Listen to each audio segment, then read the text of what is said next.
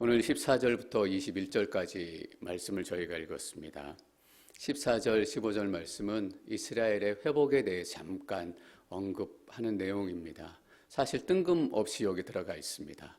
계속적으로 심판을 얘기하시고 특별히 16장 초반에서 하나님께서 심판에 관해서 얘기하신 말씀이 얼마나 가혹한지 이렇게까지 말하셔도 되나 싶을 정도로 그렇게까지 말하셨기 때문에 갑자기 상황이 바뀌어서 회복에 대해서 두 절을 말씀하신다는 게 상황에 맞지 않는 것 같기도 합니다. 그래서 어떤 학자들은 심지어 이것은 원래 여기 있던 본문이 아니라 다른 데 들어가야 될 본문인데 나중에 편집하는 사람들이 순서를 좀 맞춘 것 같다라고까지 얘기할 정도입니다. 16장 2절에는 하나님께서 예레미야 보고 결혼하지 말라고 말씀하셨습니다. 지금은 뭐 좀 덜 합니다만은 저희 나라도 몇십 년 전만 해도 이 결혼할 나이가 된 정년기가 된 처녀 총각이 결혼하지 않으면 뭔가 좀 이상이 있나 싶어 생각했어요. 특히나 이 당시에 작은 동네이기 때문에 결혼할 나이가 된 총각이 결혼하지 않고 있다면 사람들 눈에 금방 띄었을 거예요. 그래서 예레미야에게 무슨 일이 있나? 예레미야가 왜 결혼하지 않지? 사람들이 와서 예레미야 너는 왜 결혼하지 않냐? 결혼해야지 하나님께 주신 축복인데 자녀도 낳아야지. 그럴 때 사람들이 궁금해해서 물어오면 그렇게 대답하라는 거예요. 하나님께 나에게 결혼하지 말라고 말씀하셨고 아이도 낳지 말라고 말씀하셨다. 왜냐하면 이 나라는 끝났기 때문이다. 이 나라는 다 망할 것인데 결혼한들 무슨 소용이 있고 애를 낳아본들 고생만 되지 무슨 소용이 있냐. 우리는 다 망할 거다. 이 메시지를 분명히 선포하라는 말씀이셨어요. 그리고 잔치집에도 가지 말고 초상집에도 가지 말래요. 여러분 사회생활의 기본 그 생활의 방식은 잔치집에 가야 되고 또 장례에 참여해야 돼요. 그렇지 않으면 그 사람 사회생활 못하는 사람 사회 부적응자라는 평가가 내려져요. 사람들이 당시 얼마나 예의를 중요하게 생각했겠어요. 잔치에도 오지 않고 장례식에도 예레미야가 오지 않으면 너는 왜 배울 만한 배운 사람이 그리고 제사장이나 되면서 잔치집에도 안 오고 장례식에도 안 오고 너는 드문불출이냐라고 물어볼 거라는 거예요. 그럴 때 또 이렇게 대답하래요. 어차피 다 망할 건데 잔치가 무슨 소용이 있고 어차피 다 죽을 건데 장례가 무슨 소용이 있냐. 우리 시대는 끝났다. 우리 미래는 다 막혔다라고 얘기하라는 거예요. 그 결혼까지 못 해가면서 또 자식까지 못 낳아가면서 그렇게 하나님께서는 확실히 심판하시겠다라고 말씀하신 거예요. 그리고 16장 13절에는 이렇게까지 또 말씀하셨습니다. 16장 13절 함께 읽을까요? 시작. 그러므로 내가 이 땅에서 너희를 끌어내 너희나 너희 조상들이 알지 못하던 땅으로 쫓아낼 것이다. 그리고 그곳에서 너희가 밤낮으로 다른 신들을 섬길 것이다. 이는 내가 너희에게 은혜를 베풀지 않을 것이기 때문이다. 이제는 은혜를 베풀지 않겠다라고 단호하게 말씀하십니다. 근데 13절이 끝나고 14절에 바로 회복에 대해서 말씀하세요. 참 이상한 일이기도 해요. 제가 어릴 때 돌이켜보면 저희 아버지하고 저희 어머니가 이상하게 보일 때가 있었습니다. 언제냐면 저하고 저희 동생들이 뭔가 큰 잘못을 해서 불러다 놓고 엄청 혼을 내셨어요. 회초리도 때리기도 하고 저희는 눈물 콧물 다 빼고 혼이 났어요. 부모님이 혼내시고 나면 끝에 꼭 하시는 얘기가 있어요. 가서 씻고 와라. 가서 씻고 오면 그래 이제 잘못 알겠지. 잘 지내야 되고 이게 도닥거려주고 안아주고 맛있는 거 사주세요. 저는 그게 그렇게 이상했어요. 혼낼 때는 언제시고 또 괜찮다고 안아줄 때는 언제고 어린 마음이 그게 이상했는데 어떤 연구기관에서 서베이를 조사해 보니까 아이들이 부모님에 대해서 가장 이상할 때가 아니나 다를까 바로 그때래요. 혼낼 때는 언제고 또 안아줄 때는 언제냐라는 거예요. 그때는 저희 어머니 아버지가 이상하다라고 생각됐어요. 근데 제가 부모가 돼서 보니까 이상한 게 아니더라고요. 왜냐하면 혼내기 시작할 때부터 벌써 부모의 마음에는 용서해야 되겠다라는 마음이 있어요. 용서해야겠다 마음으로 혼내기 시작하고 어떻게 용서할까? 용서하는 계획도 다 짜져 있는 거예요. 14절, 15절 말씀에서 회복에 대해서 말씀하세요. 하나님의 본 마음이 툭 튀어나온 거예요. 막 우리 아이들을 혼내는 중에 우리가 너희들을 용서하고 싶다. 여기서 그냥 이 잘못들을 다 덮어주고 싶다. 이 마음이 툭 튀어나오는 것처럼 하나님의 본심이 툭 튀어나온 게 14절, 15절 말씀이에요. 그래서 그 내용도 중요하지만 하나님께서 이스라엘 백성들을 책망하시고 심판하시고 너희들에게 은혜를 베풀지 않겠다라고까지 말씀하시면서도 사실은 하나님 마음속에 먼저 용서해야 되겠다.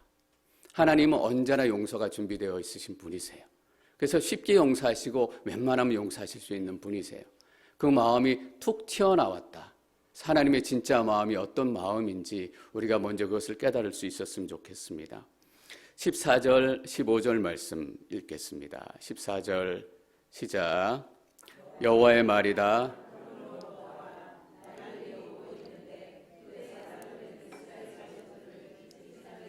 이끌어내신 여호와께서 살아계심으로 맹세하지 않고 오히려 이스라엘 자손들을 북쪽 땅과 추방했던 모든 땅에서 이끌어내신 여호와께서 살아계심으로 맹세할 것이다. 그들을 그들의 조상들에게 준 그들의 땅으로 되돌아가게 할 것이다. 그러므로 보아라, 날들이 오고 있다. 그날이 오고 있음을 심판을 선포하는 중에 예레미야가 하나님의 말씀을 통해서 선포하고 깨닫고 있습니다. 그날은 어떤 날이냐? 그날에는 하나님께서 어떤 것들을 우리에게 보여주고 싶으신가? 그 진짜 마음이 21절에 기록되어 있습니다. 21절 말씀 함께 읽겠습니다. 시작. 그러므로 보아라, 내가 그들로 하여금 알게 할 것이다. 이번에도 내가 그들에게 내 힘과 내 능력을 알게 할 것이다. 그러면 그들이 내 이름이 여호와라는 것을 알게 될 것이다. 알게 할 것이다. 알게 할 것이다. 알게 될 것이다. 하나님께서는 그날에 알려주고 싶으신 게 있는 거예요. 뭔가 알려주고 싶으셔서 이 난리를 치르시고 또 바벨론 포로의 시대를 허락하신 거예요. 한마디로 얘기하면 내가 어떤 하나님인지, 내가 어떤 능력을 가지고 있는지, 여호와 하나님이 어떤 의미인지 너희가 알게 하겠다라는 거예요. 그것이 하나님께서 그 많은 사건들을 일으키신 본래의 목적이에요. 그 날들이 오고 있는 거예요. 하나님께서 그 날들을 기다리고 있는 거예요. 여러분, 슬픈 현실이 뭐냐면 그 날들을 기다리고 그 날들을 소망하고 있는 사람이 바로 이때는 한 사람밖에 없다라는 것입니다. 예레미야 혼자서 그날을 기다리고 있는 거예요. 다른 사람들은 그날에 대한 생각도 없고 그날을 기다리지 않아요. 그냥 내가 지금 잘 살고 있다라고 생각하고 이 정도면 나도 괜찮은 사람이지 라고 생각하고 있기 때문에 아무도 그날을 기다리지 않아요. 다시 말하면 아무도 하나님이 어떤 분이신지, 여호와의 능력이 어떤 능력인지, 여호와가 어떤 분이신지 알고 싶지도 않고 관심도 없다라는 거예요. 여러분, 어떻게 하면 관심을 가질 수 있을까? 그래서 바벨론으로 끌어다 내신 거예요. 바벨론 포로 생활을 해봐야, 참 사람들 어리석어요. 고생을 해봐야 정신을 차린다는 게. 저도 마찬가지예요. 미리 잘하면 얼마나 좋을까. 근데 고생해보고 당해봐야 깨닫더라고요. 그날을 기다리게 하려니까 하나님께서는 사랑하는 유다 백성들, 택한 백성들을 바벨론으로 끌어다 포로로 살게 하신 거예요. 근데 여러분, 또 하나 문제가 더 있습니다. 바벨론 포로 생활을 시작했다라고 해서 다 그날들에 대한 기다림이 생길까? 그날을 기다릴까? 아니에요. 어떤 사람들은 포로 생활이 너무 힘들어서 그날을 소망하고 기다리고 기도하지만 어떤 사람들은 이런 사람들이 있어요. 환경이 바뀌면 빨리 적응해야지. 빨리 적응해야 잘 살지. 그래서 바벨론으로 끌려가자마자 포로 생활에 적응해서 어떻게 하면 바벨론에서 잘 살까? 어떻게 하면 바벨론에서 주류에 진출할 수 있을까? 적응력이 뛰어난 사람들이 있어요. 우리는 이 적응력이 뛰어난 사람들을 똑똑한 사람이라고 얘기해요. 때로는 위인이라고도 얘기할 때가 있어요. 근데 여러분, 우리는 이 땅에 절대 적응될 수 없는 사람입니다. 왜냐하면 우리는 이 땅의 가치와 다른 가치를 가지고 살고 있고 우리가 바라보고 있는 땅은 이 바벨론 성이 아니라 하나님 하늘나라에 있는 하늘의 예루살렘이기 때문이에요. 그래서 우리는 영원히 적응될 수도 없고 영원히 적응되지도 않고 이 땅에서 사는 것이 불편해져야 돼요. 여러분, 앵커리지에 사시는 게 편해지고 앵커리지에 사시는 게 좀 적응이 잘 되세요? 그렇다면 문제 있는 거예요. 앵커리지뿐만 아니라 LA뿐만 아니라 뉴욕에서도 불편해지고 적응이 잘 안 되고 크리스찬들은 그래야 돼요. 왜냐하면 하나님께서는 다르게 살라고 말씀하시기 때문입니다. 그 날들이 오고 있는데 그때 사람들은 이스라엘 자손을 이집트 땅에서 끌어낸 하나님, 그리고 지금은 바벨론 땅에서 북쪽 땅과 추방했던 모든 땅이라고 얘기하는 것은 바벨론을 얘기해요. 바벨론 땅에서 이끌어내신 하나님에 대해서 얘기할 거예요. 근데 14절과 15절에 맨 앞에 공통적으로 등장하는 말이 있어요. 이스라엘이라는 말이에요. 출애굽과 출 바벨론 사이에는 800년 이상의 시간이 흘렀습니다. 근데 동일하게 800년 전에도 이스라엘 백성들은 포로로 살고 있고 800년 후에도 포로로 살고 있어요. 이 포로 시기를 통해서 이스라엘 백성들이 무엇을 배웠고 무엇을 배워야 하냐 하면 바로 이것이에요. 내 힘으로 내 작은 인생 하나도 어떻게 할 수 없구나. 내 인생으로도 내 인생 하나 바꿀 수 없구나. 내 힘으로 내 능력으로 우리가 강력한 군사를 가졌다라고 생각했었는데 그 능력으로 이 나라를 구원할 수도 변화시킬 수도 바꿀 수도 없구나. 그저 우리는 포로로 살아가는 포로에 불과하구나. 자신들의 무능력, 자신들의 무기력, 자신들의 한심함을 깨닫게 되는 시간이에요. 그래서 포로 시간을 통해서 하나님 아니면 우리 인생에 소망이 없다라는 것을 배워야 하는 거예요. 여러분들에게 질문을 하나 던져보고 싶습니다. 여러분들은 인생의 어떤 시간을 지금 지나고 계십니까? 나이도 다르고 환경도 다르고 모아는 재산도 다르고 살아온 배경도 조금씩 다 다릅니다. 여러분 그 다름에도 불구하고 우리가 배워야 될 것은 하나님 한 분만을 신뢰하고 의지하는 것입니다. 나는 무력하다.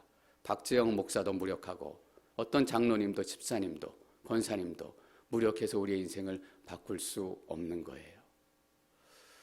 여러분 어떤 면에서 보면 우리의 지금 삶이 바벨론 포로와 같은 삶이에요. 우리가 바라는 본향을 떠나서 이 바벨론 땅에 바벨론 시대에 살아가고 있는 우리는 포로와 같은 묶인 삶을 계속 살아가고 있어요. 그래서 우리 마음에는 계속 안타까움이 있어야 하고 계속 서러움이 있어야 하고 계속 돌아가고 싶은 마음이 있어야 해요. 하나님, 내가 하나님께서 우리에게 마련하신 본향으로 돌아가고 싶습니다. 사도 바울이 그 고백했습니다. 육신으로는 나 개인적으로는 지금 하늘나라에 가는 게 좋다.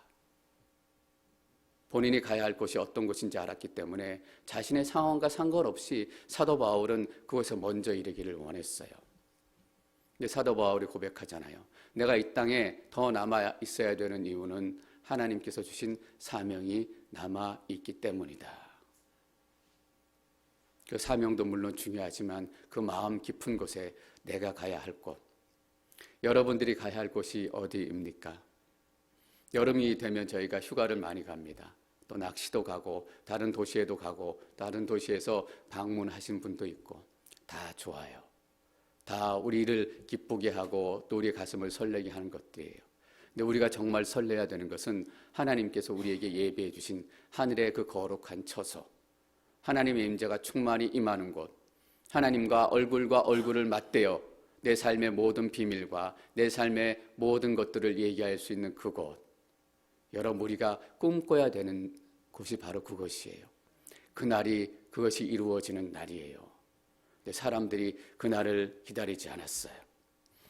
그리고 똑같은 표현이 뭐냐 하면 이스라엘 자손을 이집트 땅에서 이끌어내신 여호와라는 표현과 이스라엘 자손들을 북쪽 땅과 추방했던 모든 땅에서 이끌어내신 여호와께서, 이스라엘은 800년 전이나 지금이나 똑같이 포로로 묶여 있어요. 800년 전에도 지금도 똑같이 이끌어내시는 분은 누구세요? 여호와 하나님이세요. 여러분 800년이 지나도 하나님의 사랑이 변치 않는다. 하나님의 구원의 역사가 변치 않는다. 하나님의 약속이 변치 않는다. 얼마나 놀라운 일입니까? 우리는 며칠만 지나도 변하고 몇 달이 지나면 몇 년이 지나면 당연히 변화합니다. 우리는 우리 스스로에게 이렇게 혹시 질문할 때가 있습니다. 이집트에 있어야 할까? 바벨론에 있어야 할까? 어디에 있는 것도 물론 중요합니다. 그러나 여러분 어디에 있는 것보다 더 중요한 게 뭔지 아십니까? 누구와 함께 있느냐예요. 이집트에 있어도 여호와와 함께 있다면, 바벨론에 있어도 여호와와 함께 있다면, 앵커리지에 있어도 여호와 하나님과 함께 있다면 뭐래요? 동일하게 이집트 땅에서 이끌어내신 여호와께서, 북쪽 땅에서 이끌어내신 여호와께서, 하나님께서는 여러분의 아픔 가운데서 여러분들을 이끌어내실 것입니다. 하나님 여러분의 고통 가운데서 여러분들을 이끌어내실 거예요. 다른 게 있다면 바벨론이냐 이집트냐 이것만 달라요. 하나님께서는 이집트에서도 하나님의 구원의 역사를 쓰시고 바벨론에서도 구원의 역사를 쓰시고, 여러분 어떤 의미일까요? 우리가 계속해서 새로운 하나님의 구원의 역사, 구원의 의미를 깨닫고 경험하게 될 것이다. 너가 지금 앵커지에 있다면 이곳에서 살아계신 하나님을 만나고 또 새로운 하나님의 구원의 역사를 경험하게 될 것이다. 여러분, 그런 의미에서 우리는 매일 새로운 하나님 만나야 합니다. 매일 새로운 하나님의 능력 경험해야 합니다. 매일 새로운 하나님의 통치와 구원의 역사를 경험해야 하는 것입니다. 그리고 똑같은 표현이 하나 더 나와요. 여호와께서는 살아계신다라는 거예요. 800년 전에 여호와 하나님이 얼마나 대단했든, 얼마나 능력이 있든, 얼마나 컸든 그 하나님이 지금 죽은 하나님이라면 아무 의미가 없어요. 근데 동일하게 고백하는 게 뭐냐면 여호와께서 살아계심, 여호와께서 살아계심. 이 의미는 지금 이 시간에도 여러분 삶 가운데 하나님께서는 살아계신 하나님이시다라는 선포입니다. 살아계신 주, 나의 참된 소망.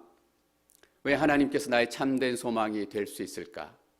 살아계신 하나님이시기 때문입니다. 이 하나님께서 이 시간 충만히 임하시고, 저희가 지금 몇 명 되지 않지만 여러분 한 분의 한 분의 삶을 지켜주시고 보호하실 줄 믿습니다. 그리고 15절의 뒷부분에 이런 표현을 더 붙여놨습니다. 추방했던 모든 땅에서 이끌어내신 여호와께서 살아계심으로 맹세할 것이다. 내가 그들을 그들의 조상에게 준 그들의 땅으로 되돌아가게 할 것이다. 여러분, 되돌아가게 할 것이다. 저는 이 단어 읽으면서 가슴이 뛰었어요. 되돌아가게 할 것이다. 하나님께서 출애굽을 허락하시고 약속의 땅을 주셨어요.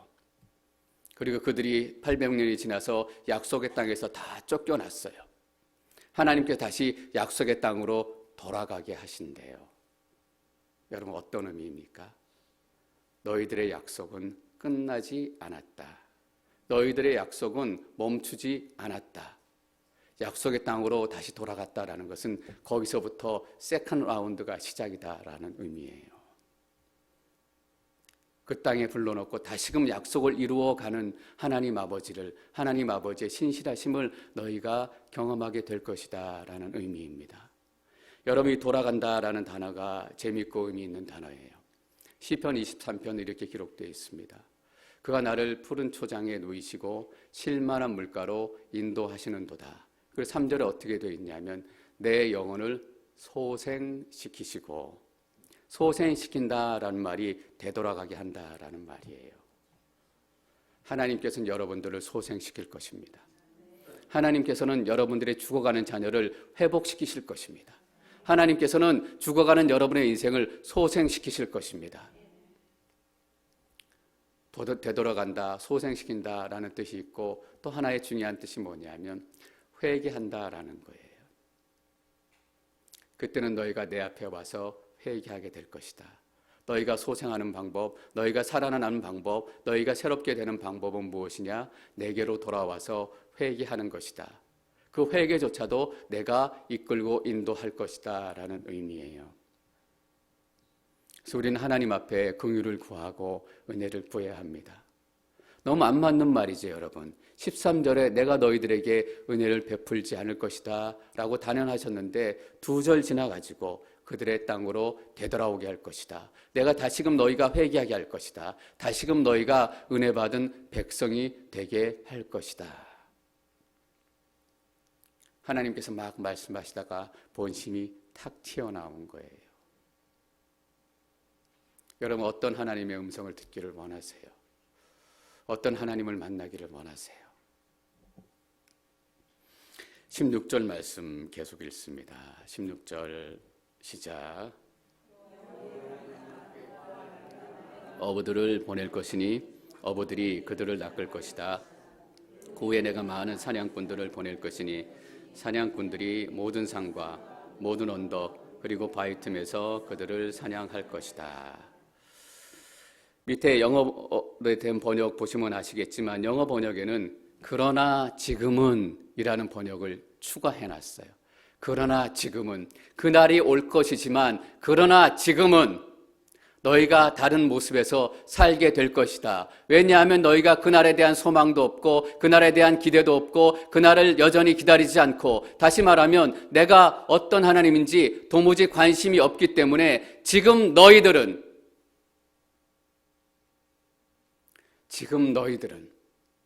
이 말이 담고 있는 의미가 어떤 의미입니까? 내가 지금 그날을 소망하고 내가 지금 하나님을 어떤 하나님인지 알고 싶어하고 하나님을 쫓기 시작한다면 지금 그날이 될 수 있다라는 거예요. 그러나 지금은 이라고 추가할 수밖에 없었던 이유는 여전히 이스라엘 백성들이 이 하나님의 말씀을 듣지 않고 있기 때문에 그러나 지금이라는 단어가 들어갈 수밖에 없었어요. 그러나 지금은 뭐래요? 보아라, 내가 많은 어부들을 보낼 것이니 어부들이 그들을 낚을 것이다. 바다로 도망가면 숨을 수 있다라고 생각하는 거예요. 바다로 도망가니까 어부들을 보내가지고 그물로 싹 다 걷어내요. 바다로 잡으러 왔어? 그러면 우리가 생각하는 상식은 뭐예요? 산으로 도망가면 살겠다.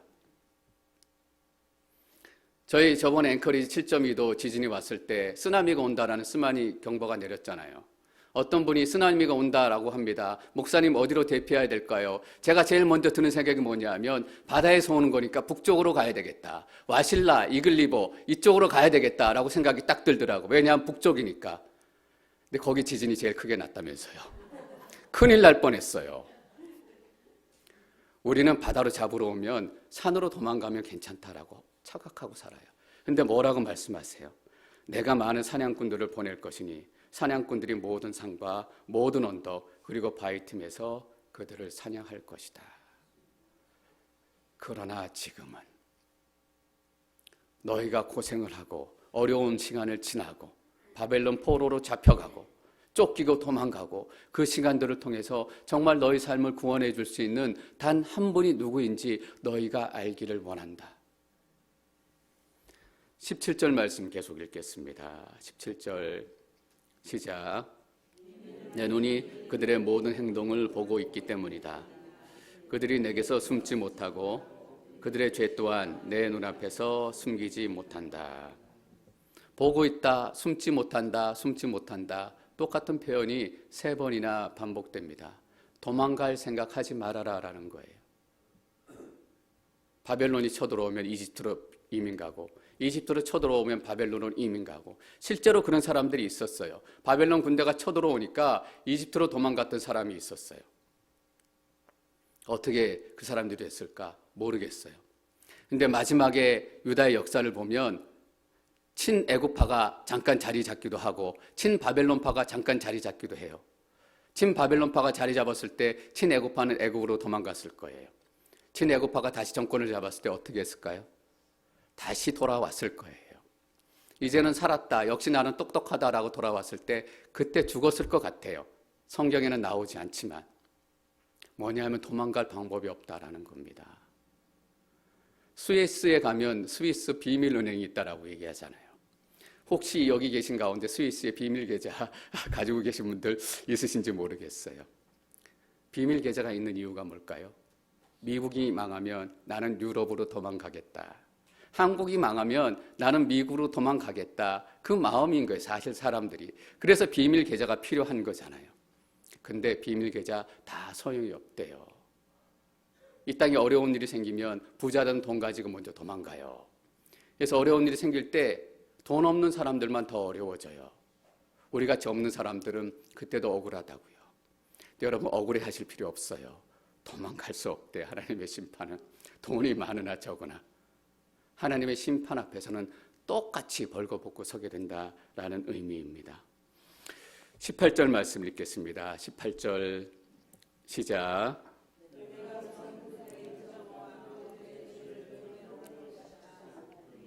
그들이 내 땅을 그들의 가증스러운 우상들의 시체로 더럽혔고 혐오스러운 우상들로 내 유산을 가득 채웠기 때문이다. 성경에서 2배라는 단어가 나오면 완전히 2배로 갚는다라고 얘기하면 완전히 갚는다. 2배로 치른다라고 얘기하면 완전히 치른다. 죄값을 치른다라는 의미예요. 2배의 능력을 주신다라고 얘기하면 정말 완전한 능력을 주신다라는 의미예요. 그런 게 2배라는 의미예요.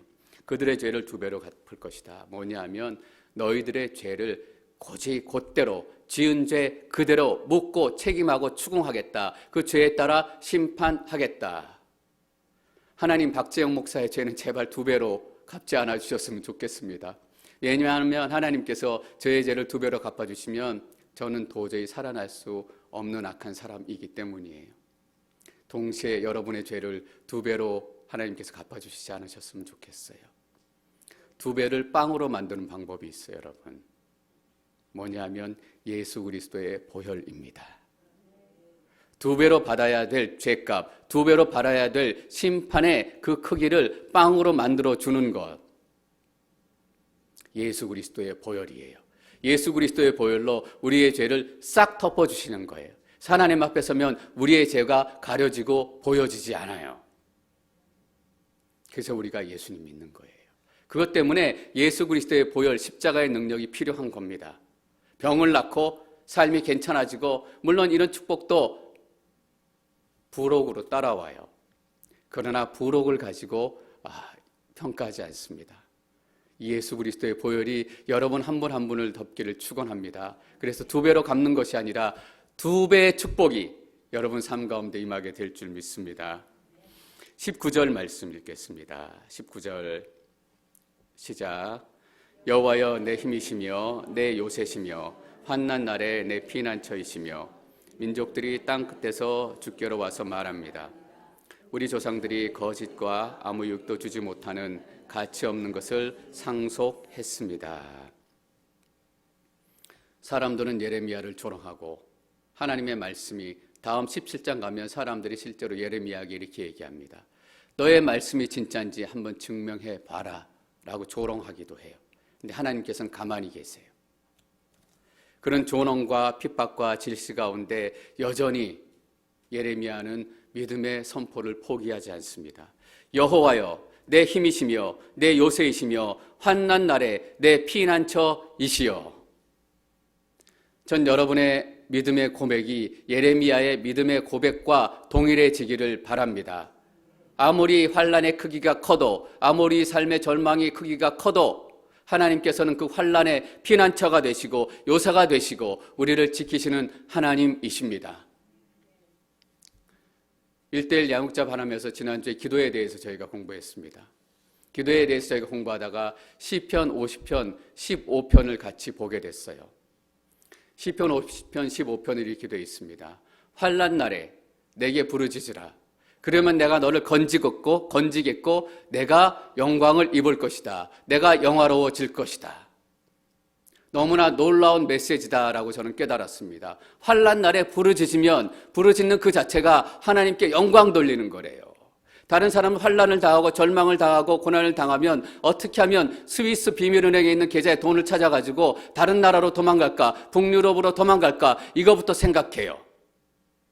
근데 스위스 은행 찾아가지 않고 환난 날에 하나님께 부르짖는 그 모습, 이 모습만으로도 하나님께 영광이 되고 있다라는 거예요. 왜냐하면 하나님께서는 나를 도우시는 하나님이십니다. 이 절망에서 나를 구원해 주실 하나님이십니다 라는 메시지를 이 땅 가운데 동시에 선포하고 있기 때문이에요. 도대체 어떤 하나님일까? 저희가 마태복음 말씀 묵상하다가 좀 잠깐 다른 말씀 묵상하는데 백부장 고친 얘기가 나오잖아요. 백부장이 예수님에게 와서 내 종이 병이 들어 있습니다. 와서 예수님 말씀해 주셔서 고쳐주십시오. 백부장이 직접 오시지 않아도 됩니다. 말씀만 하시면 내 종이 나을 것입니다. 백부장의 큰 믿음이기도 하지만 동시에 백부장이 그 종을 얼마나 사랑하기에 이방인인데 예수님을 앞에 선생 앞에 나와가지고 그 먼 길을 와서 예수님에게 내 종을 고쳐주십시오 라고 간청하는 거예요. 여러분 사람들이 무슨 생각했을 것 같아요? 야, 그 종이 어떤 종이길래 저렇게 주인이 사랑하고 주인이 마음에 품어가지고 예수님한테 와가지고 고쳐달라고 했을까? 그 종이 수지 맞았다. 나도 그런 종으로 살고 싶다. 그 종이 병이 그 백부장이 어떤 사람인지 보여주는 거예요. 여러분 우리 인생의 벽이 들었을 때, 우리 인생이 아플 때 우리가 하나님께 나아가면 사람들이 이렇게 생각해요. 도대체 하나님이 어떤 분이시길래, 예수님이 어떤 분이시길래 내가 힘들고 어렵고 고통스러운데 은행 찾아가지 않고 사람 찾아가지 않고 하나님 앞에 기도하고 있냐. 나도 한번 기도해보자. 나도 한번 예수님 믿어보자. 그게 하나님께 영광을 돌리는 일이라고 믿습니다. 힘들고 여러분 물론 어렵습니다. 기도한다는 거 쉽지 않아요. 그래서 우리가 이 땅에 힘들고 다르게 살아가야 되는 이유일지도 모르겠습니다. 이 땅의 방법이 아니라 우리는 어렵고 힘들 때일수록 하나님께 나아가는 사람들입니다. 그래서 민족들이 이렇게 얘기해요. 지금 얘기한다는 것이 아니라 그날이 오면 민족들이 땅끝에서 와서 땅끝에서 모든 열방들이 하나님께로 와서 이렇게 얘기한다라는 거예요. 우리 조상들이 거짓과 아무 유익도 주지 못하는 가치 없는 것을 상속했습니다. 우리가 믿었던 신, 우리의 조상들이 우리에게 물려주었던 유산들, 이것들이 다 헛된 것이었습니다. 쉽게 얘기하면 우리가 헛살았습니다 라고 얘기하는 거예요. 예레미야는 그 고통의 시간에, 절망의 시간에, 심판의 시간에 하나님께서 회복하실 그 놀라운 영광의 순간을 다시 한번 꿈꾸고 있는 것입니다. 전 여러분들이 이런 꿈 동일하게 꾸시기를 바랍니다. 지금 우리가 어렵고 힘들지만 하나님께서 우리에게 그날을 허락하실 때 사람들이 와서 똑같이 고백할 거예요. 나도 우리 조상들에게 어떤 신을 받았고 어떤 방법을 받았고 어떤 유산을 받았는데 다 헛된 것이었습니다. 내가 헛되게 살았습니다. 내가 당신처럼 예수 믿고 싶습니다. 20절 같이 읽겠습니다. 20절 시작. 스스로 신들을 만들 수 있습니까? 그런 것들은 신들이 아닙니다. 사람들이 AI는 만들 수 있습니다. 인공지능도 만들 수 있고 슈퍼컴퓨터도 만들 수 있고 200층짜리 빌딩도 만들 수 있고, 그러나 사람들이 신을 만들 수는 없습니다. 왜냐하면 신이 사람들을 창조하신 분이시기 때문입니다. 여러분 우리의 창조주에게로 돌아가십시다. 우리에게 지어놓은 이 땅의 우상들이 아니라 우리를 지으신 창조주 하나님께로 돌아가십시다. 거기에서 진정한 소망이 시작될 것입니다. 거기에서 진정한 회복이 시작될 것입니다. 그들에게 그 땅으로 되돌아가게 할 것이다. 여러분에게 멈추어졌던 것 같았던 약속들이 다시 시작되고 여러분들에게 다 무너졌던 것 같았던 하나님의 약속이 다시 세워질 줄 믿습니다. 우리를 지으신 하나님, 그 하나님께서 여러분 한 분 한 분을 회복시키실 줄 믿습니다.